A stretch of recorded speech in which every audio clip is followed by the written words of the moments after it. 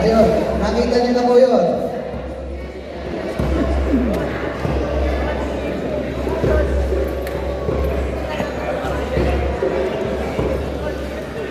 Ito po yung estilo na nagpo-focus sa distance management. Yung konsepto na abot kita pero hindi mo abot.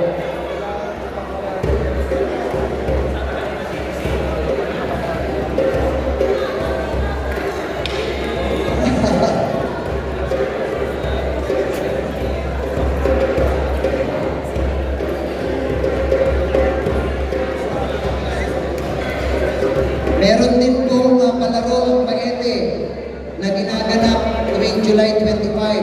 Ito po yung light stick. Walang headgear, walang palute, walang body armor, walang arm guard, walang shield guard. Talagang purely paputukan. Paputukan ng ulo, pamagaan ng katawan, panakayan ng katawan. So far po, ito pa lang yung alam ko na light stick sparring sa Pilipinas. Doon ko pa lang po siya na-experience na makita.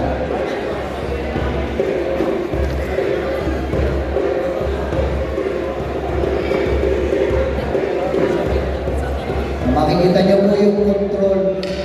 Pagkaman may tama, pero hindi dumadako.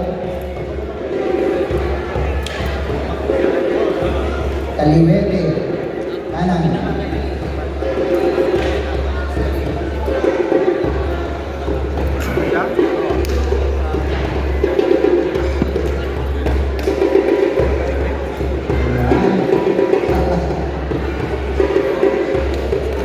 Ayan. Ayan, maraming salamat.